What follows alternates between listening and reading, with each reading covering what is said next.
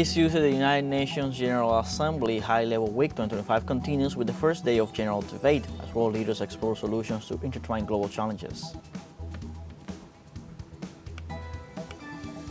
And Palestinian President Mahmoud Abbas promised to hold elections in his country 1 year after the end of the Israeli army's genocide in Gaza. On Monday, Ecuadorian security forces violently repressed peaceful protests organized by the Confederation of Indigenous Nationalities.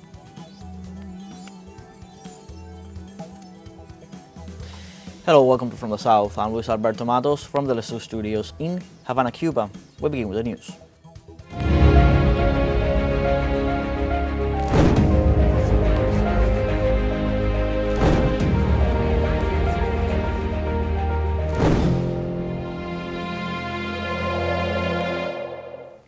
The 80th session of the United Nations General Assembly High-Level Week 2025 started under the theme Better Together, 80 Years and More for Peace, Development and Human Rights. This happens at a pivotal moment to renew global commitment to multilateralism, solidarity and shared action for people and planet.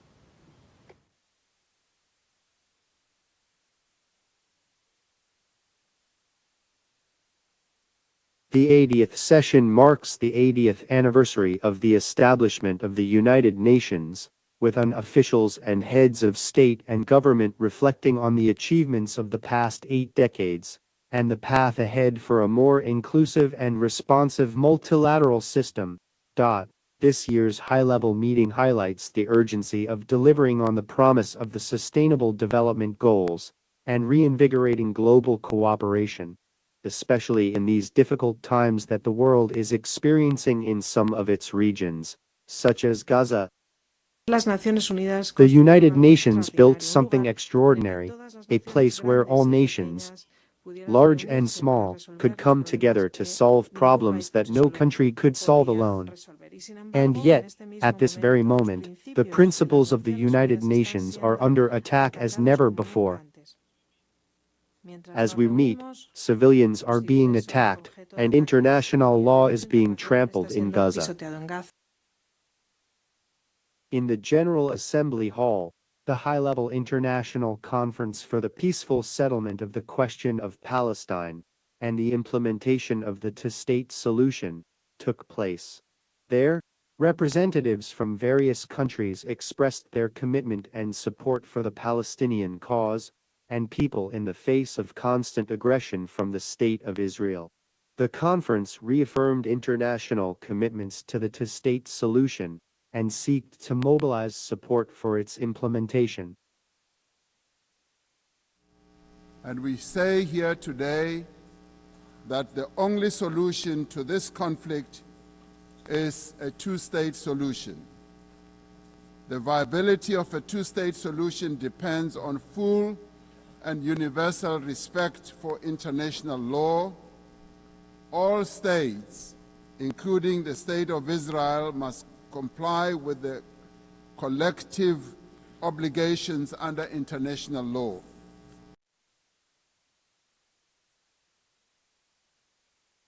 We call on all other countries to take a similar historic step that will have a great impact on supporting the efforts towards implementation of the two-state solution and achieving permanent and comprehensive peace in the Middle East region. Mr. President, Excellencies, we are all concerned by the grave crises in the Middle East. It requires urgent actions, and it's on all of our minds. Since our meeting in last July, we have seen confirmation of a famine in Gaza, and the Independent International Commission of Inquiry on the Occupied Palestinian Territory has concluded that genocide has been committed in the Gaza Strip. In addition, during the general debate, the annual meeting of heads of state and government that takes place at the beginning of the General Assembly session, Her Excellency Annalena Baerbock, President of the 80th session of the General Assembly, presented her vision under the theme Better Together, emphasizing unity, solidarity, and collective action. This building has served as a monument to our shared hopes for a better future. It is true that we have sometimes disagreed and confronted each other, but we have also triumphed. For 80 years, this institution has promoted progress, sustainable development, peace and security, and human rights. Today's commemoration is not the story of one institution in the history of thousands. Even millions of people who aspire to turn hope into reality. The 80th session of the United Nations General Assembly will run from September 22 to 30 and will cover topics of vital importance to humanity. Among these events will be the Climate Summit, the first biennial summit for a sustainable, inclusive, and resilient global economy, implementation of commitments on development financing, the high-level meeting to launch the global dialogue on e-governance, among others. During the second day of the United Nations General Assembly, several of the 163 countries are expected to sign the resolution recognizing the State of Palestine as part of the so-called two-state solution, which proposes an independent Palestinian state in the West Bank and Gaza, with East Jerusalem as its capital.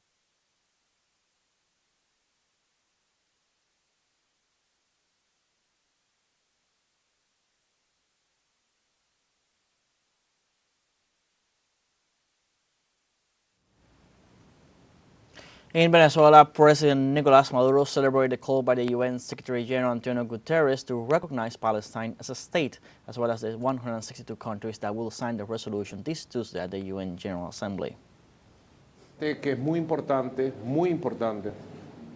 it is very important to move beyond the issue of origin.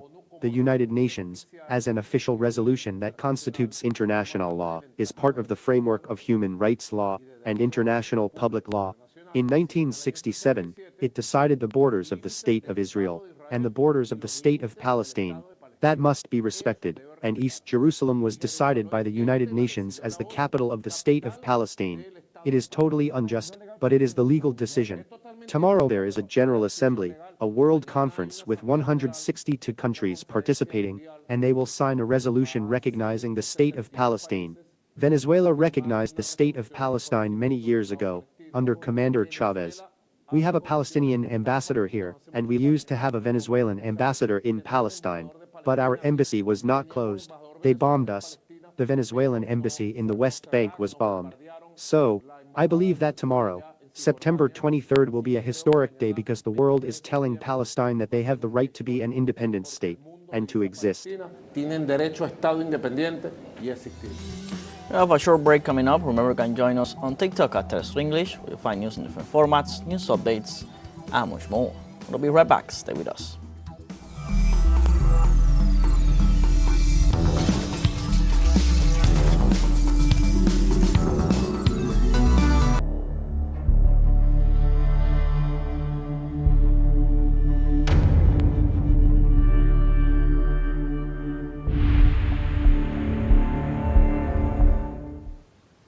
Welcome back. Palestinian President Mahmoud Abbas has promised to hold elections in his country 1 year after the end of the Israeli army's genocide in Gaza.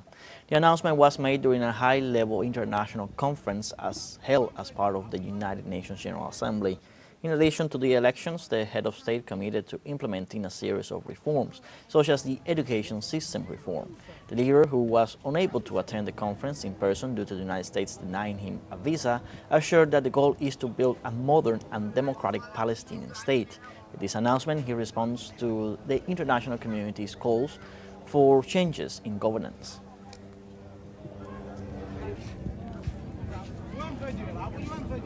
And in Palestine, UN-backed aid groups are struggling to deliver basic survival aid to the people of Gaza due to persistent access restrictions and attacks on humanitarian convoys. Various experts from the international organization emphasized that Israel's efforts to prevent international aid to the Palestinians represent a clear violation of human rights and are the main cause of the current state of famine and malnutrition in the enclave.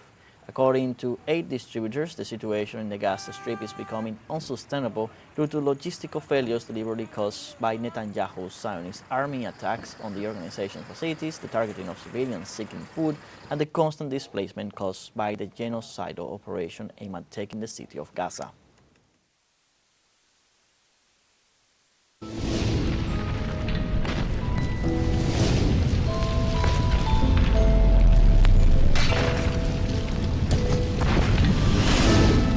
Thousands of people were evacuated from northern Philippine villages on Monday as one of the year's strongest typhoons threatened to cause flooding and landslides. According to the country's authorities, Super Typhoon Ragasa has reached sustained winds of around 215 kilometers per hour with gusts up to 295 kilometers per hour when it first made landfall on Panuitan Island of Cagayan province. The country's national defense forces have issued a warning about the natural phenomenon and are urging the population to take shelter, secure doors and windows, stock up on supplies, and limit travel.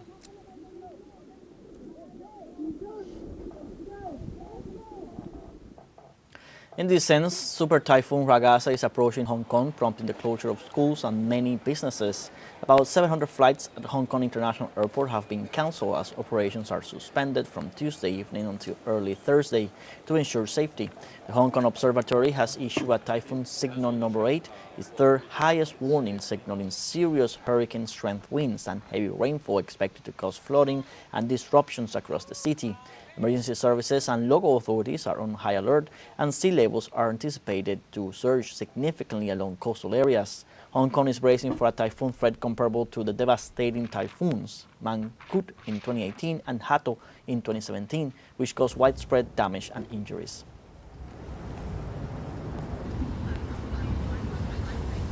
And on Tuesday, China declared the Eurasian Economic Forum 2025 open in the southeastern city of Xi'an.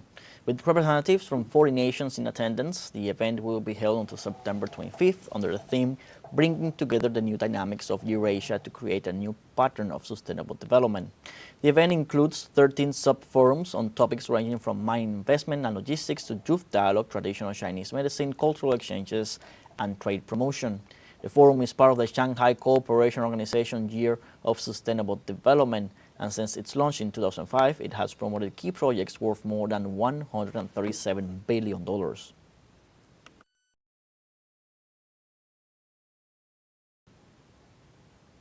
In other topics, in Guatemala, defense lawyers broke their forced silence by denouncing the systematic and abusive use of the crime of terrorism in a criminal case being kept secret against former indigenous leaders from Totonicapán, who led nationwide protests in 2023.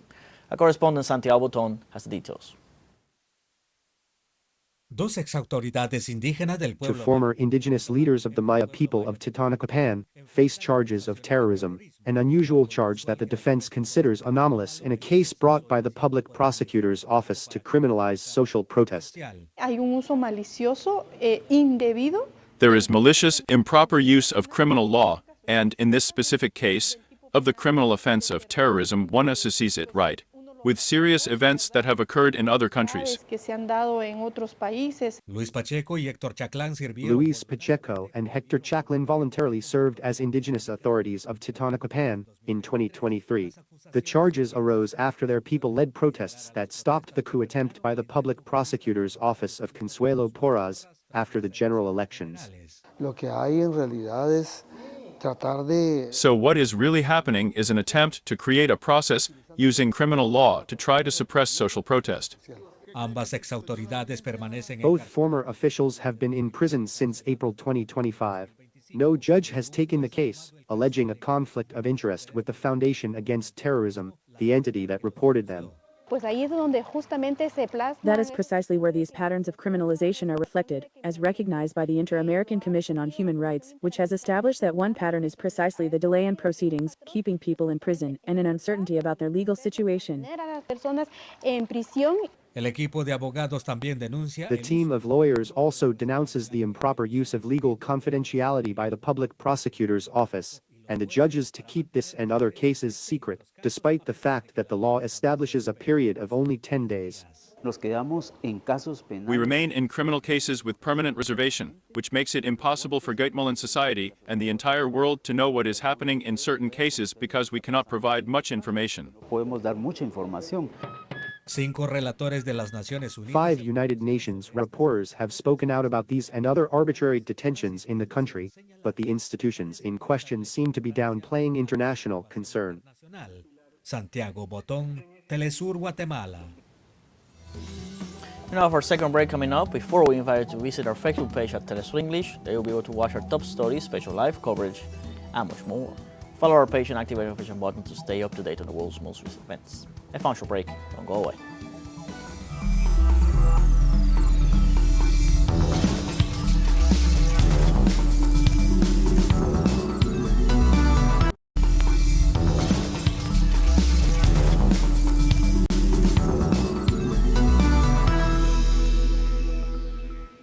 Welcome back. On Monday, Ecuadorian security forces violently repressed peaceful protests organized by the Confederation of Indigenous Nationalities. In response, the protests intensified, blockades increased, and the call for an indefinite national strike was confirmed. At least 24 people were reportedly arrested, many of whom were attempting to peacefully mediate with violent security officials. There were more than 10 injuries reported in various cities across the country, including 2 military personnel. CONAIE, supported by unions, trade associations, and various Ecuadorian movements, called for a national strike demanding the repeal of Decree 126, which eliminates the diesel subsidy, rejects resource exploitation, and threatens protesters. Los manifestantes. We stay in Ecuador, in the city of Latacunga, in the province of Cotopaxi. A national strike began against the measures of Daniel Noboa's government. Despite the fact that a peaceful march was held, the armed forces and the national police closed the access roads to the city to the movements and organizations. Una marcha multitudinaria se desarrolló. A massive march took place in the city of Latacunga, Ecuador, the temporary seat of Daniel Noboa's government.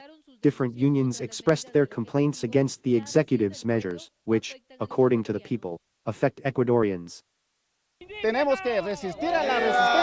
We have to resist and be in resistance, sustain that resistance. That is why we are here. Today we are passive, we are not crazy here, but the government has to work and prioritize projects such as the Ministry of Public Health. It has to give money to the provincial councils, it has to give the budget to the municipalities. Now because the workers are up in arms because they are not being paid because there is no money. So that is where it has to prioritize.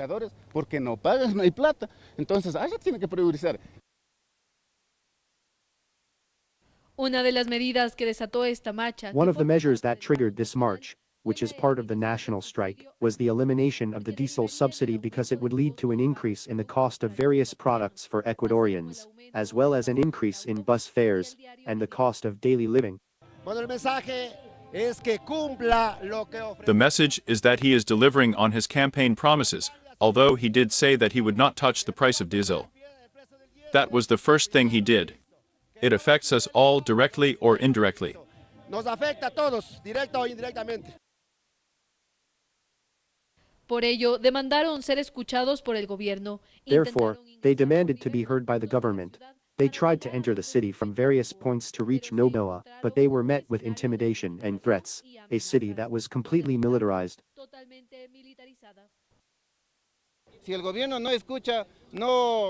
the government doesn't listen, then we will move forward and see if the people in Vicente Leon Park can hold out for as long as we resist. In 2019, we stayed for 11 days, in 2022 for 18 days, and today we will see how long we will last, but it all depends on the government.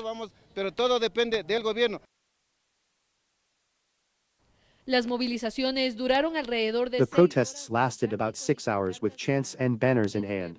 The people expressed their rejection of the executive, even closing various roads, such as the main access road to Latacunga, limiting the departure of buses that had arrived for a march in support of the executive. In this context, we are not afraid. We have been told that those of us who express or say that we disagree with the policies will be sent to prison for 30 years. I don't know if there is enough prison space for everyone. So it seems to me that the coward is actually Daniel Noboa because he is hiding behind the repressive force of the police and military and is evading his responsibility to the Ecuadorian people. Está evadiendo una responsabilidad que tiene con el pueblo ecuatoriano. A lo que añade que esta primera gran movilización He adds, this first major mobilization is only the beginning of the national strike, and that in the coming hours they will define strategies to continue expressing their rejection of the measures taken by the government of Daniel Noboa in defense of the people of Ecuador. Con cámara de Henry Pillajo, asistencia de Edwin Zambrano, Gabriela Mena, TeleSUR Ecuador. This Monday, Colombian President Gustavo Petro accused the United States government of killing young people with missiles in the Caribbean in alleged operations against drug trafficking. The Colombian head of state condemned that bombs fall on the impoverished rather than where drugs are massively consumed.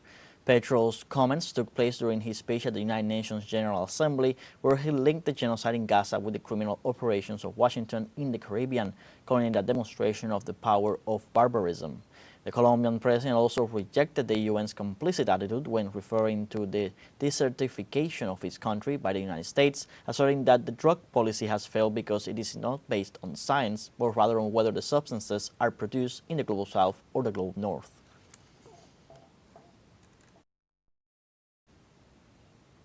And the Minister of Foreign Affairs of Venezuela, Iván Gil, recalled that his country is a territory free of drug trafficking, according to reports from international organizations, and therefore questioned the presence of U.S. military in the Caribbean.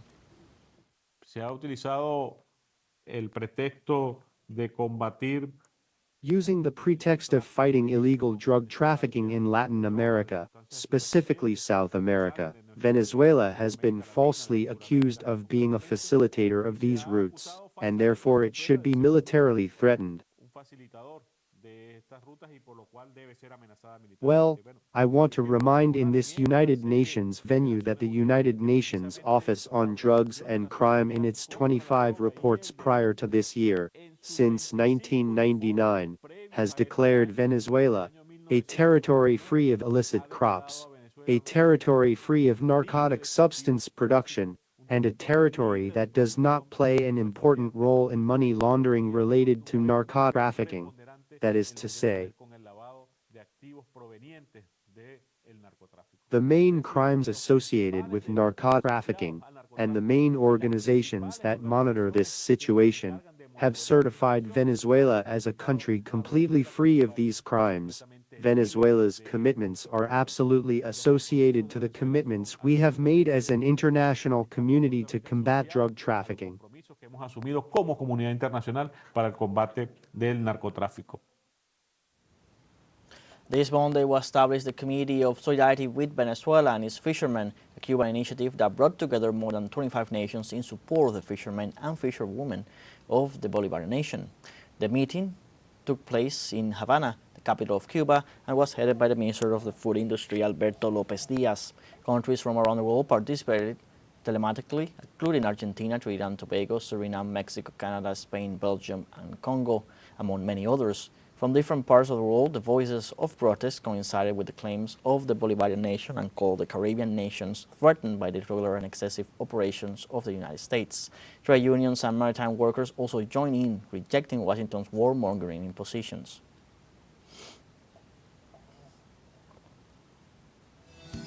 Like this, we have come to the end of this news brief. You can find these and many other stories on our website at telesurenglish.net. So join us on social media, Facebook, X, Instagram, Telegram, and TikTok. For TeleSUR English, I'm Luis Alberto Matos. Thank you for watching.